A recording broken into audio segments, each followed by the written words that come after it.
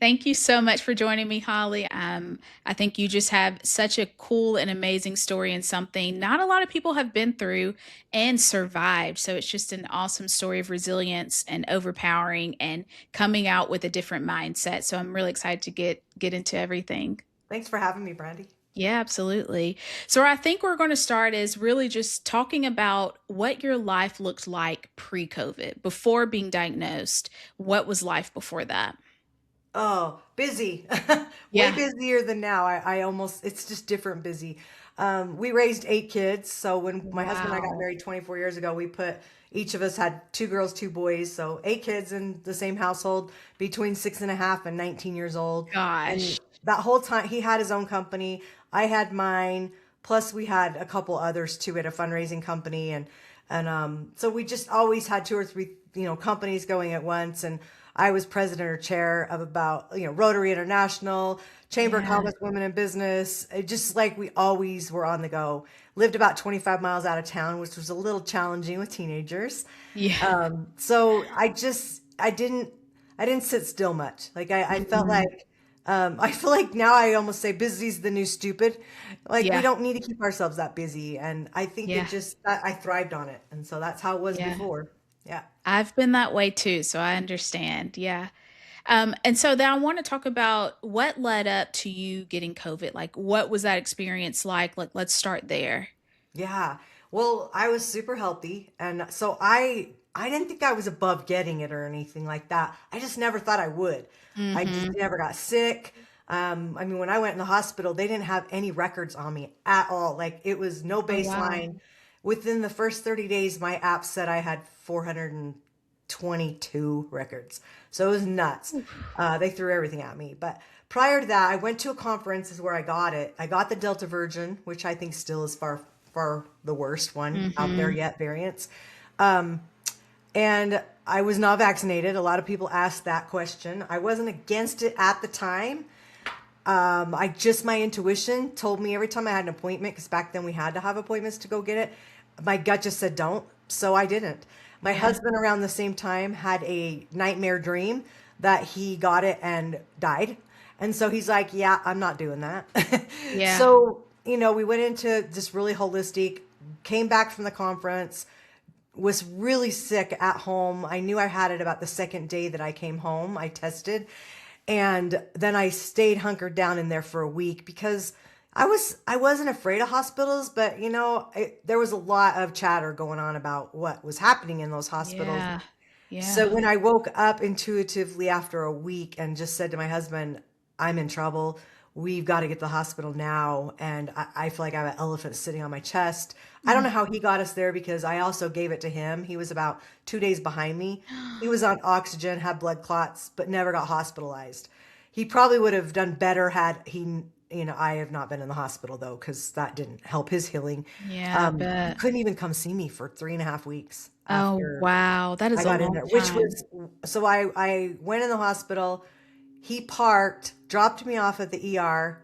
We all know how long they take for everything, right? Yeah. He Yeah. parked, he came back in the ER, and they already had me on my way to the ICU. That's how serious it was. So my oxygen was Wow. at 63, all my organs were shutting down, and that started my first day of 70. So I was in two hospitals, one for about 30 days, and then the rest of the time in another one for like 2 weeks of their ICU, and then the rest in like med surge. And like I had to learn how to do everything again. Your muscles are like jello when you lay there that long. And I was put in a coma a lot of that time for healing. But the first 3.5 weeks, my husband wasn't there until I got the trachea, because I had two intubations and the trachea, and sepsis and some other life threatening Oh things. my gosh. All But within he that came. 70 days, right? Yeah, 70 days total in the hospital. And but my experiences were all the first 3.5 weeks. So they Mm. about ended about the time, well, probably about the time my husband came, because he came the day I got the trachea, which you're still on a ventilator, but now instead of it going down your throat, it's in your throat basically. Oof. Yeah. And so I still really couldn't talk, but yeah, at least he didn't have to see me on a ventilator, because those pictures are Yeah. scary looking. I mean, he saw Yeah. pictures, but I Yeah, talked but to that him. was it. How would you say after seeing him after those 3 weeks of being in the hospital, like, what was that like, seeing him for the first time? Oh, it was, well, I think I can remember more when he had to leave. So he could only, because he was so sick. So I, That's right. praise God, I could have one person stay in the hospital with me every 24 hours. A new person could come. So my sisters that are, I have a family. I'm from nine, there's 9 kids in my family, but I had 2 twin sisters just under me and they lived in the same town. And so boy, I mean, the Oh, busiest sisters in the nice. family, and they just put their hats on like they trained to that for that all their life. And they just started Oh, rotating. And then it got to be, we're a week in, we're 2 weeks in.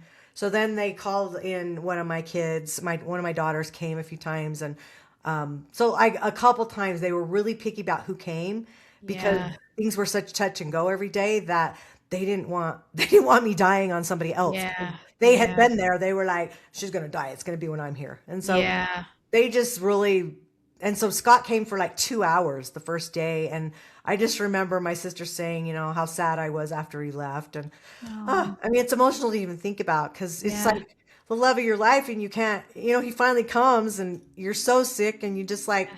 want them there, and he wasn't well himself. So yeah, it was tough, really tough. That is so tough and probably something you never thought would happen, Oh, even with never, being diagnosed with COVID, is never. going through any of that. So, how many kids do you have? Did you say 8? You have 8? Yeah, so when Scott and I got married 24 years ago, we Wow. put 8 kids together. We have almost 19 grandkids now.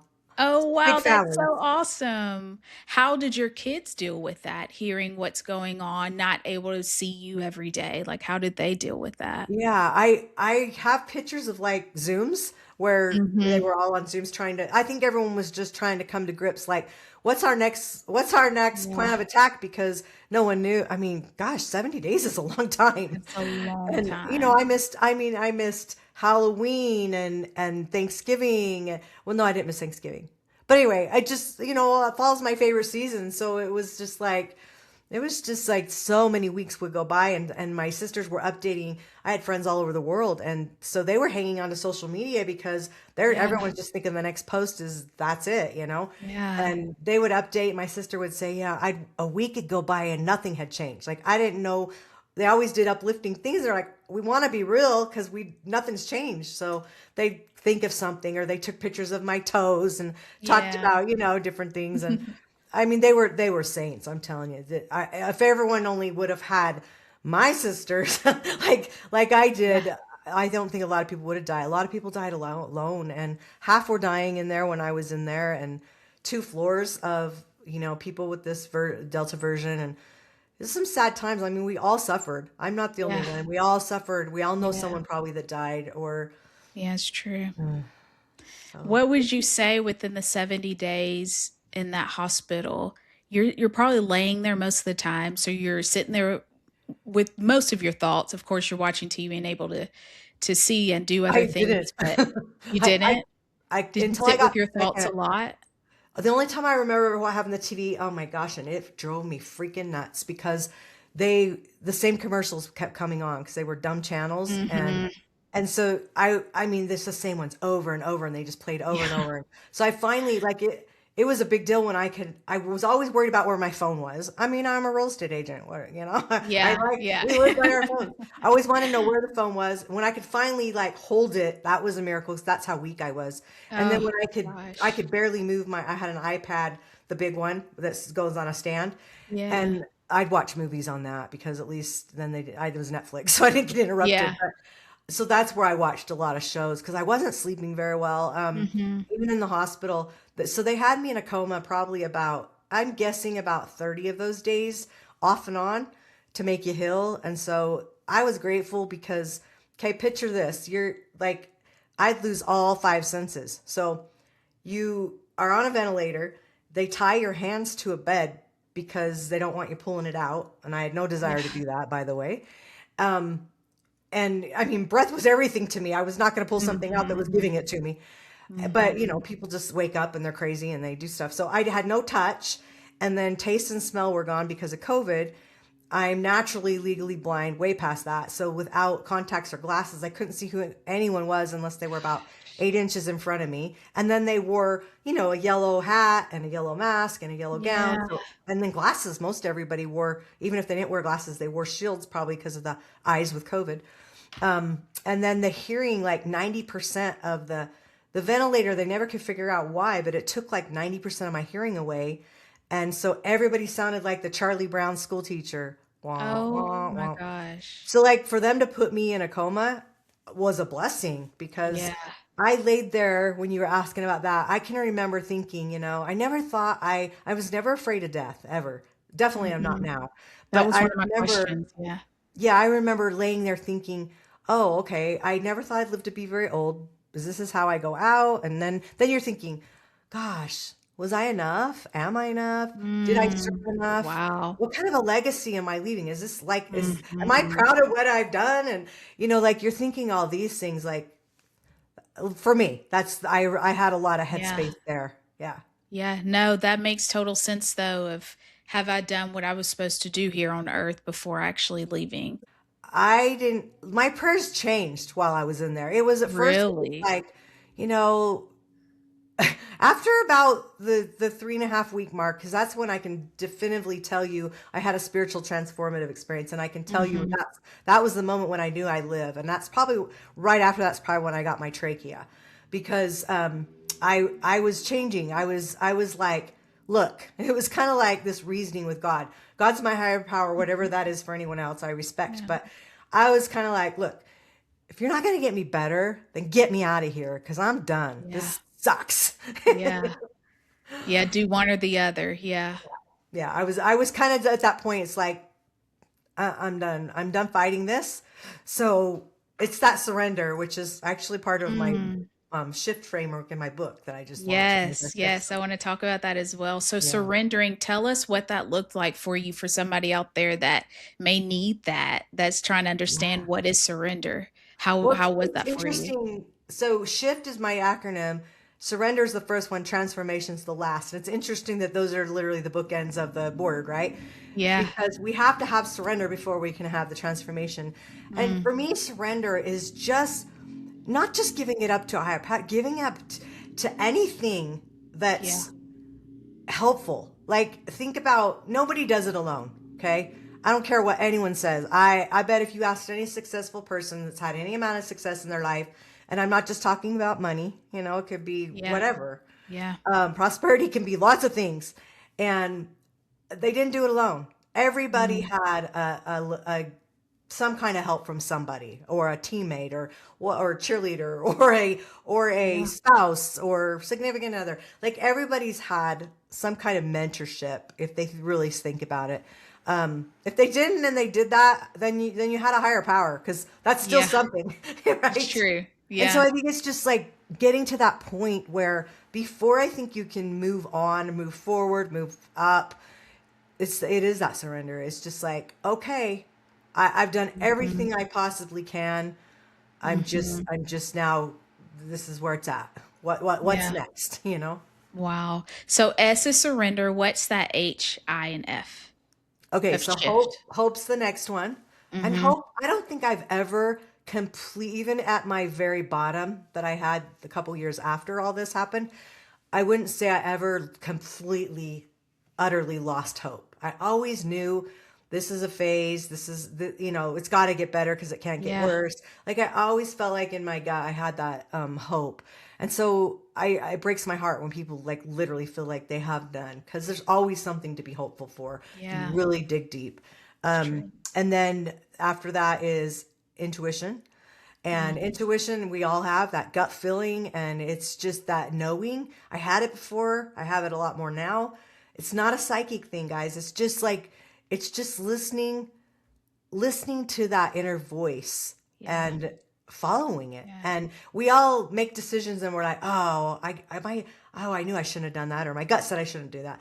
Like Yeah. we've probably all had those moments. And so it's just that. And then faith and faith Mhm. really to me is part of the surrender. Like believing in Oh, something absolutely. enough that you Yeah. can just say, okay, I trust. I Yeah. trust that. And I have Yeah. faith in that. And transformations, the change after all that takes place and you go through all the ups and downs and insides and outs. when you're different. You come out the other side Yeah. somehow transformed. Not everybody comes out transformed for the better, but I Yeah. hope that they will see the bright side in some things. I mean, when I Mhm. had some transformation, I didn't like the way it ended. Till later, I looked back and said, oh my gosh, those were all the lessons I needed to learn for my Yeah. philanthropy work I'll do in the future. And at the time, you're like, this is the worst days of my life. Like, why did I Yeah. live through this? And Yeah. later, you figure it out. Oh, it's so true though. I don't think I told you, but I was diagnosed with two rare blood disorders, and that's really what led me to this podcast and starting that. But I went through every phase that you said of shift. Yeah, you when Yeah. you get to the end, when you're in it, it's so hard to see the why Yes. behind why you're going through it and what good can come from it maybe later on and not in the moment. So I think that's a really Yeah. good way to explain it to people that really just may need that hope of knowing Yeah. that there is a reason why, there's a reason And you don't why. need a near-death experience to have a shift. Very true. You Yeah. don't. I mean, Yeah. you don't need a near-death experience to truly live either. Yeah. That's all a It's very choice. true. And you can make a choice like that. It's so true. I grew I grew up with my parents always saying, "It's a choice. You Yes. get to make the choice," and it is very true. And you can make the choice as quickly as possible. I Yeah. do want to go back and talk about your spiritual awakening because I think this is an amazing part of your story that I do want listeners to hear as well. Is you're in the hospital with COVID, and you tell me that you have this spiritual awakening. Walk us through that. Explain that to us. Yeah. Well, it's a really long story. And so if anybody wants like the whole version, you can probably Google my name on YouTube. And I've done lots of near-death podcasts that'll share like it's like a 45-minute story. Yeah, Um, yeah. so the spiritual experience that I had was that last experience that I mentioned a couple minutes ago, that I was praying, if you're not going to get me, better get me out of here. Mhm. But I was also kind of angry because my cousin had sent a text to my sisters, and I remember him reading it to me. I wasn't doing well, and she knew it. She lived out of state, and she said, read this to me. And the gist of it was she was praying for my husband and I's well-being, and then was surrounded by all these spirits and asked who they were. And basically the gist was to let us know this is your ancestors that have passed on, and they're here, and they're even supporting you. They're here for you. Mm. And I was mad because I'm a redhead. We're kind of high-headed. And she's more like a sister cousin. And I was kind of like, that's not fair. Why? That's not fair. Why'd she get that experience? I'm the one here suffering. Why didn't I Yeah, get that? Being a brat. yeah, And when you're a brat and you're a kid, who usually comes to put you in check is mama, right? yeah. Well, my mom had died about a year and a half before that, and she had come to me quite a few times while I was in the hospital, but this time she spoke to me. It was the only time I remembered her speaking to me. She's always on my right side, and she came to me in my bed, and she said, it's not your time to go, and you need to fight. And when she Ooh. said the word fight, my brother, who had passed on just a few years before that in a really bad car wreck, so did his wife in a car wreck about a year and a half before Oh that. my gosh. 5 months before that, well, before I went in the hospital, I had a grandbaby pass away. But he came to Oof. my mom, put his hand on her shoulder, and for support basically. And then Mhm. when she said fight, all in my bed, here I am laying in my bed, and all above me came all my ancestors, my favorite aunts, cousins, grandparents, the grandbaby. The grandbaby was an adult though. Like, it was Wow. so Oh, cool. Died wow. at 2 days old, but I knew it was her. And they came and they started chanting, and they're all in white, and they started chanting, fight, fight, fight. Every time the Wow. word fight would get brought up, a whole new group would come behind them. And now they're in street clothes. So now I'm looking at, my husband and the siblings and kids, and Mhm. I'm just like all this support, and then friends, and I'm seeing thousands of people as far as I could see chanting fight. Like, it Oof. was this defining moment when, oh, I mean, because I'm praying, either get me out of here or get me better. Yeah, you are. Told to fight. Okay. It was like so clear. Oh, you're going to live. Might not be easy, but you're going to live, but you need to Yeah. fight, as if I wasn't already. Right. So that was like that moment of just such clarity. And later I realized all those people that I didn't recognize, I really feel like in my core of knowing, they were all the people of all those prayer lists I was on. That all my friends and family and people on the internet all over the world had put me on, and to let me see, not only see, but feel that kind of love and support that I Whoa. had.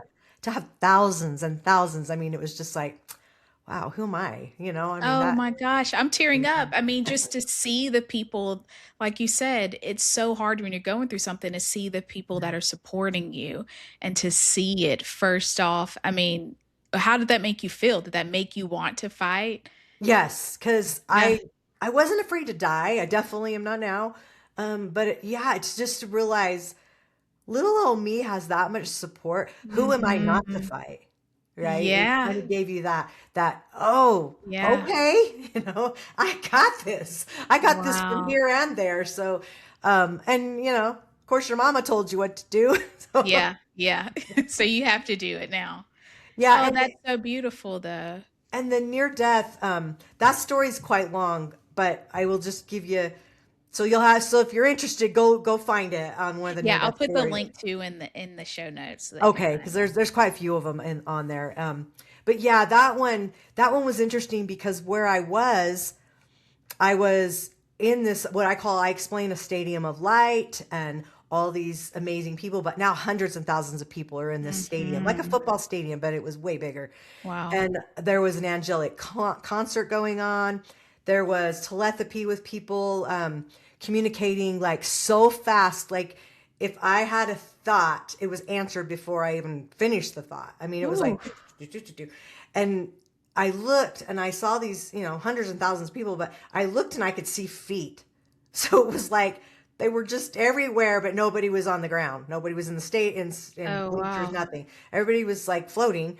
And then there was a live review that I only saw good. And I'm thinking, this is cool. I've done lots of naughty things. Where's the bad? And I'm Yeah. not dwelling on it there because you're in such a place. I mean, remember, my senses were gone in the hospital. Well, Sure. here, they're like 100 times turned on. I mean, so like there's all this matter and foggy stuff floating around, but yet, so you think it was blurry, but it wasn't. Like it was like fog, but you could see so clear. You could Wow. see everything. You could hear everything. The music that started playing from all four directions was so angelic. Well, obviously.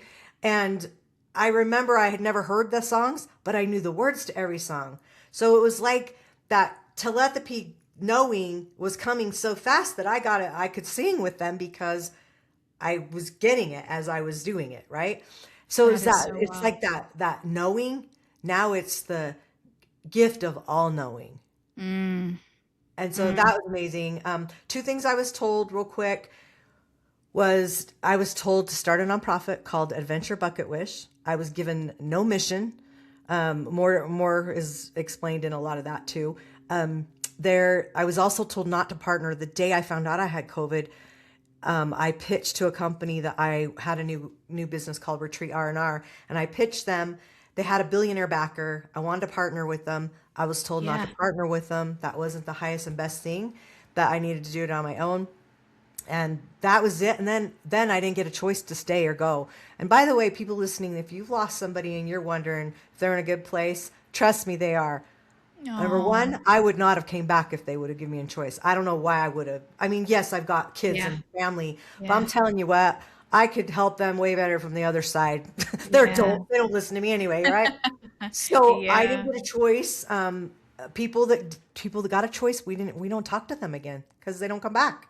Yeah. So there you go for that. So I come back and I spelled out to my sister when I came back, kidnapped on the letterboard because I couldn't speak. And I Yeah. spelled out KID. She said, and I'm telling you this kind of fast, but she said, "Oh, do you need me to tell your kids something?" No.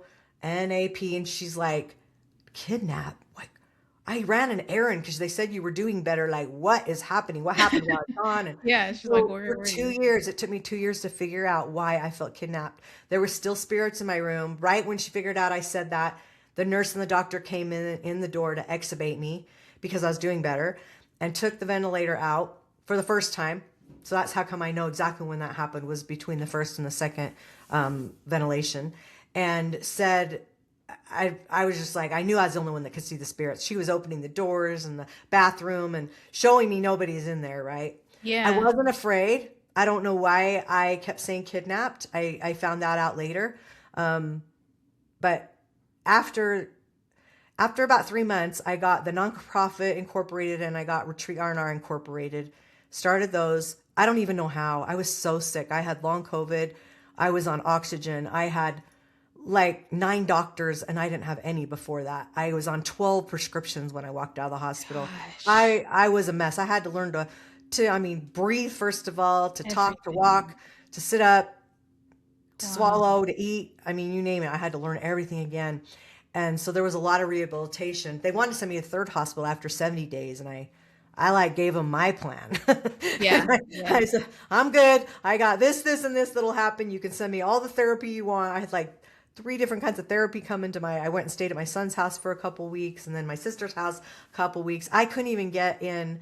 We were living in a fifth wheel waiting for our house to close, which we lost Oh because they my didn't know I gosh. could sign. So we didn't get that house. And we were in the fifth wheel. I couldn't even lift up my oxygen tank. I had no energy to even do that for a month after I got out of the hospital. So like there was just so many things that led up to that. But anyway, it was, yeah, it's been a wild Wow. ride. That is pretty amazing. Yeah, I remember you when we spoke on the phone, you talked about how God gave you things to do. Yeah, And it's so cool to hear that you did not wait I really did. long until you started those Well, things. I think I knew I was supposed to do them, and even though my health was so bad, I think I was gifted the how, and because my brain Mhm. was totally, the brain Yeah. fog's real. And then, like I said, I was getting all these diagnoses coming in, but then about that fourth month, I went through almost 2 years of complete and utter hell, is what I call it. Yeah.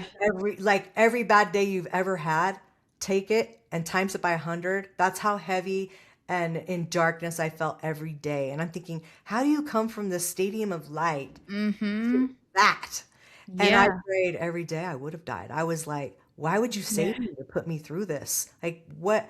It's like I kind of knew the purpose. I felt like I was almost like given my life Bible. I mean, who gets that, I right? was about to say. It's like here's your end Who result. gets that? Figure it out in between, but Yeah. here's your end result, which Yeah. is really cool. Like so I still know that.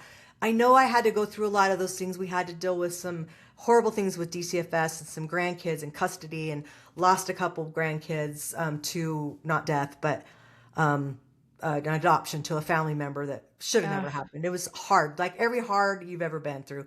And I'll tell you what, that grieving, because I really hadn't grieved my brother and my grandbaby and my mom because I was always the one, I was the wedding singer. I sang at all the funerals and I could put everything together and I worked with the funeral Yeah. home and didn't, I mean, I cried, sure, but I never processed that grief. And when this happened with the grand boys, it was like so much worse than processing someone who died is to grieve somebody who's living because Mm. you're breathing the same air as them and you can't see Mhm. them every day and you can't hug them and it Mm. was just so devastating and so it took a long time couple more about a year after that before I started realizing those were the lessons I need for the philanthropy work I'm doing in the future for what I was shown what it's like Wow. remember you got the end result, this is the figuring it out in between stuff. So yeah, it's not been an easy road, but it's getting easier. Well, And that's good. yeah, Wow. That's such an amazing story. I know that's a shorter version of it, but it's a throw up version. yeah, yeah. That's so awesome to hear though, just like you said, it's yeah, God gave you what you were gonna be doing in the end, but again, you still have to go through the middle part of it all and still figure out the why. Like, okay, I'm still going through all of this. Yeah, Where's it gonna lead? Would you say that you said that the second thing God told you to do was to not sign with whoever it was, the billionaire. yeah. That had Was a that the billionaire best backer. decision too? Yes, and there's so many cool things happening with all that right now, which is like blowing me away. Like even today, I had something Yeah. happen that's like, oh, I got to meditate on this. Like I got to figure out there. Yeah. It's like I have another fork in the road I can take, and Mm. this way will get me to that journey, and this will get me to probably the same end that's going to maybe look differently. But Yeah. yeah, I found out later that that company I would have partnered with, like they kind of fizzled out. I actually reconnected with that person just this year. So it's Oh, been 4 years since wow. we had this conversation. And I'm just thinking, man, who knows? Like none of us know that future, like the No. whys. And it wouldn't have been a good thing. I've had a couple reasonings of the why that happened. At the time I was bummed Yeah. because I'm thinking I don't have to go Yeah. raise, a couple $1 million to get this software created. And yeah, there's been a lot of things, Yeah. but it's part of the journey. And later when I had a hypnosis session about the near death, because there was some gaps missing in that whole story, that was almost as good. And I was told more will be Mm. revealed to you when the time is right. And that to me, that was such a good feeling to say, okay, like that's Yeah. great. I don't want to know surprise. I mean, like usually I like have to know surprises. I don't like them. Yeah. But to know I probably couldn't have handled everything at the same time. And I've At learned the little same time. things. Mhm. Yeah, I mean, there was an entity in my near death experience, and there was some dark things that went on too. And so it's like figuring out like why and oh, okay, oh. I mean, so like 4 years later, I'm still getting pieces to the story. And someone told me it takes like 10 years up to for people to unravel a near death experience. 10 years. Wow. So that's exciting for me. Yeah, you still got a long way to We'll get go. the rest of the story later. Yeah. You could write another book on that. Yeah, that's pretty awesome. You say a lot, today through our time, you've said you don't fear death. No, You're not scared of it. Why no. would you say that now? I was never before, actually. Mm, Ironically, I never could like when you do visualizations and different things, and you do like an exercise searching for 5 years in the future and visualize things. I never could do that exercise. I have some crazy stories around that too. But I just, when I'm laying there in the hospital bed, I'm thinking, okay, I didn't ever think I'd live to be that old. I mean, I feel like I'm pretty old now, but I'm not an old woman, right? yeah, And I'm thinking, okay, well, this is probably it then.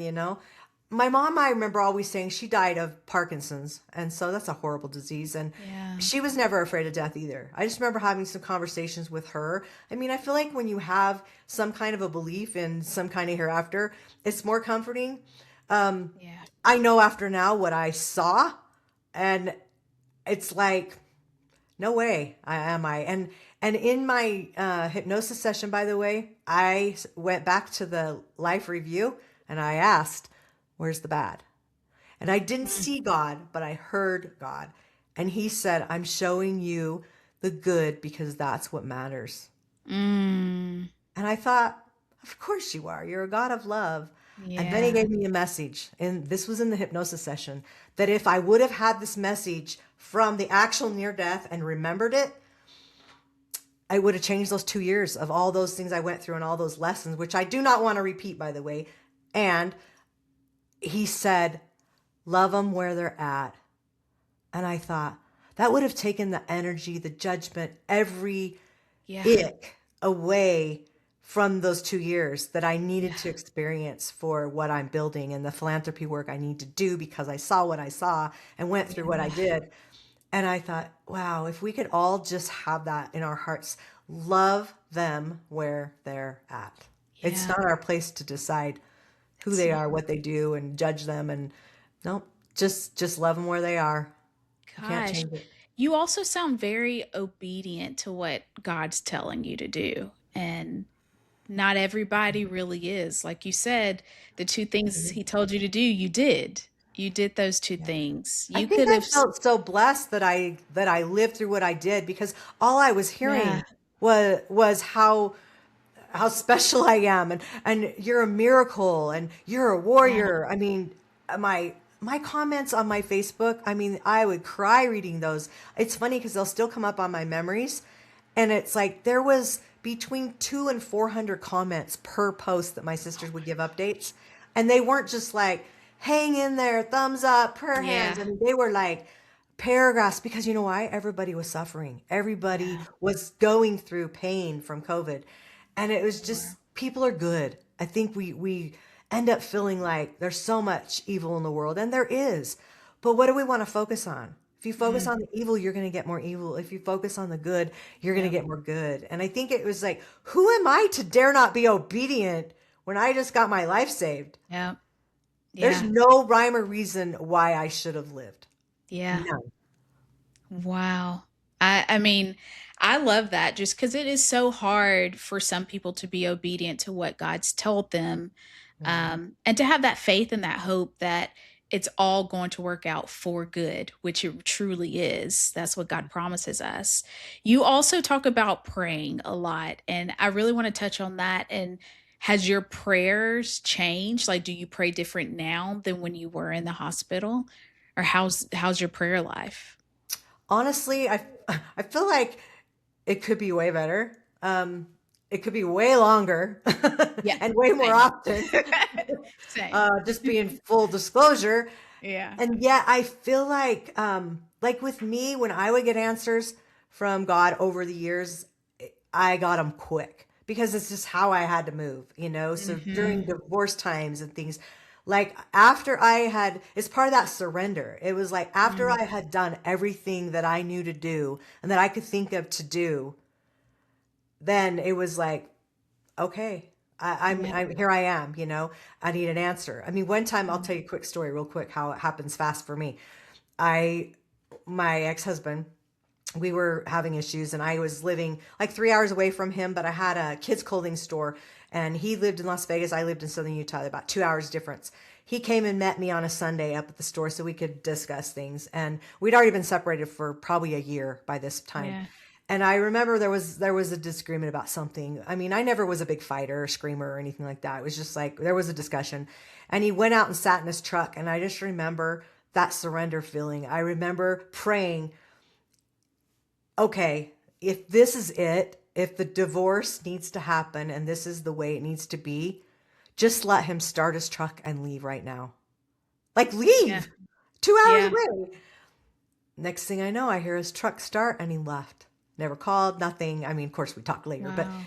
it was like that clear of an answer. And so when you get those kinds of answers, yeah, you better listen, you know? And so, Yeah. of course, I got divorced because, like, Yeah. how it was like, okay.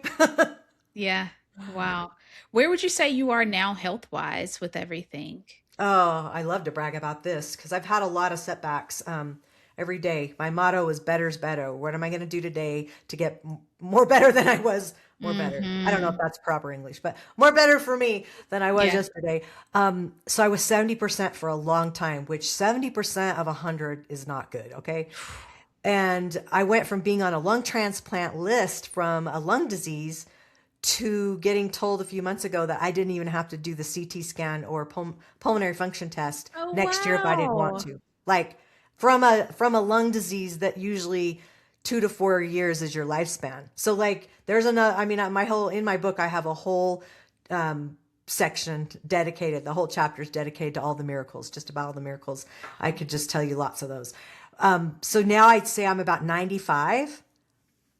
So, like, to me, that's That's another miracle. I never thought I'd get over yeah. 70. I was at 70 for probably a couple years. And Wow. I have had this last year, I did have a relapse. First 2 years, it was like 6 weeks. They were awful. And Mhm. then last year was 10. And I realized I think God put me in a coma to sit still so he could give me direction where I needed to be going. And that's the only way Yeah. I could sit still and listen. And I think that the relapses, it 3 is my number for lessons. For some reason, I have to make those mistakes 3 times before it gets in my head that, oh, maybe we should choose something different this time. Yeah. Yeah. So 3 relapses. I realized after the 10-week one, I worked through it.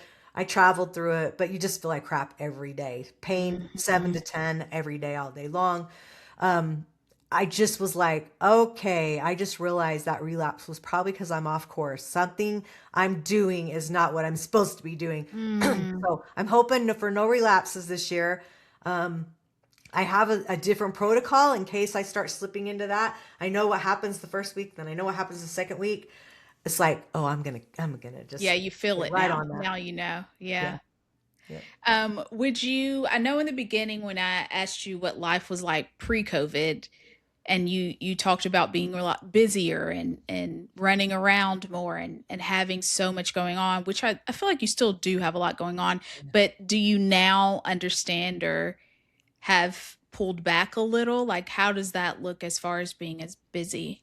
Yeah, I've had to because of my health, Yeah, for one. yeah, I don't live in fear. I mean, I was within 2 years, I was in another country. Like people are like, I can't even believe you'll get on a plane, you know? yeah, But it's like, yeah, but I'm not going to live my life in fear. I'm not invincible, obviously, but hey, I was saved. yeah. I got things to do. Um, but everything now I would say is so much more intentional. There's a lot more. I talk Mm, about that in my book. There's the books, mm. half of it's my story and all these experiences, pre, during, after. And then the other half is 8 chapters of the shift acronym around like a life wheel of subjects of things that I learned. And so it's a personal Wow. development book for people. It talks about people in history. It talks about all kinds of things that are going to help others. And, that you don't have to almost die to truly live. And you don't have to have a Yeah, near death experience to make a shift of your own. It's just those messages are just weaved in there. So yeah, it's just intentional. That's the word that's coming to me when you say that. It's just I don't do things for no reason. Like yeah, there's usually a reason why I do it. yeah.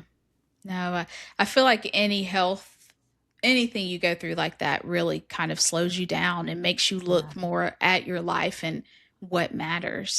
matters most. Yeah. I do want to talk about your book as well. So tell us a little bit about your book. I know you've explained a little bit about it, but Sure. what people can get from it, why you wrote it, and just kind of a backstory on that.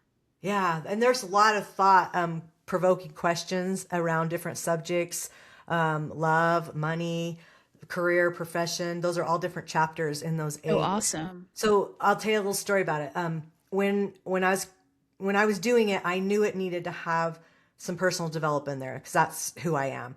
Hmm. And so I didn't want it to be this memoir. I didn't have a spiritual book. It was my 17th book. So we have 17 chapters. Everything was, Oh, like I nice. said, intentional.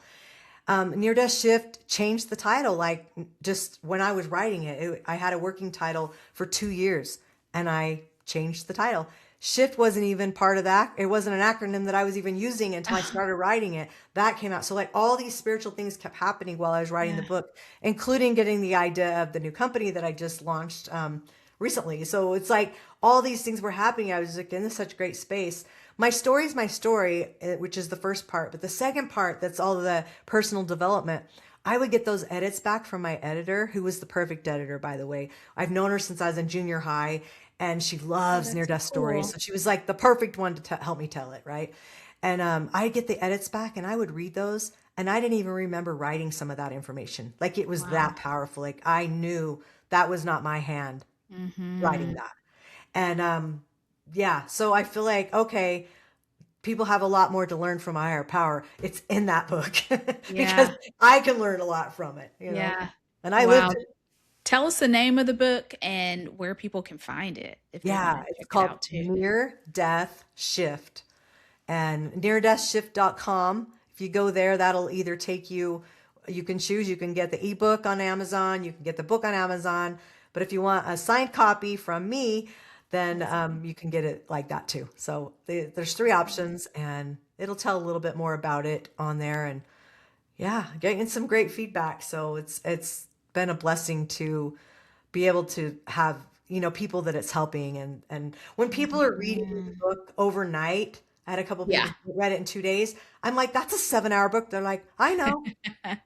Oh, That's a I'm good not a sign. reader. I listen to stuff on Audible. I'm not a reader. It's not on Audible yet. My goal is to get it this year. To get it out on Audible, but it is not yet. My voice is one thing that I lost. I was a singer, and it's awful now. Oh, I no. could sing the blues because it's real low, and I could sing the blues, Yeah. I guess. But yeah, I'm hoping that they say there's no damage, but it's awful. Like especially like anything that's a religious like hymn type song, those are Yeah. the worst ranges Yeah. ever. And I can tell because I've talked a lot today, like my voice is starting to get stressed, and Yeah. so I want to make sure. I think the Audible needs to be read by me because it's my story and my Yeah. voice, I guess, is part of it. But I want to make sure it's strong. So it'll be a little while, but yeah, it's coming. Oh, that'll be really cool though to hear it in your voice too, though, from your writing as well. Yeah. Well, hopefully my voice isn't annoying and people will want to listen to it. Oh, I think it'll be good. That's so amazing. I love to end every podcast with people giving people a little bit of hope. From your story, I think we've walked away with such a shocking but amazing story of something that you never thought you'd go through. What would you tell anybody that may be going through something tough? I know you've experienced other things in life that we've talked about, but just out of everything, somebody that just needs some type of hope, Yeah. that may be listening to this, like, what can I get out of this? What would you tell them? Okay, there's two things coming to mind. The first one is if you're feeling kind of low, you need some hope, it's all about service. Think about the person that you want to serve the least and think of something you can do for them, whether they know about it or not. Yeah. If it's just behind the scenes, whatever, I almost promise you'll feel better if you do Mm. some kind of service for somebody else. And it doesn't have to cost money. Okay. Um, if it does and you can bless someone that way, great. The second thing is that message that I got, love them where they're at. Yeah. So if you're struggling, the first person you need to love them where they're at is yourself. And when you can do that, you can't pour from an empty cup. And that's what I Mhm. learned, if not anything else, is that I'm no good to anybody else. And so it's take care of yourself. Put the oxygen mask on you first to be able to help so Mhm. that you're pouring from a full cup, not an empty cup. Oh, wow, those are so beautiful. Yeah, I loved when you talked about love them where they're at in the beginning too. Um, that's just such a good statement to leave with Yeah. of love them where they're I'm going at. to make Yeah. some t-shirts with that on it Yeah, you should. because I like it's that. powerful. Yeah. Yeah, it is very powerful. Maybe during Easter we'll lunch them. Oh, yeah. You should do some Easter colors too. That'd be cute. Yeah. Well, Anyway, thank you so much, thank Holly, for you, joining Brandi. us. I'm going to put some links to where people can find you, find your book, and to check out more about your near death experience and just more of an explanation of that if they're interested. Thank you again. This was Appreciate awesome. you. Uh-huh.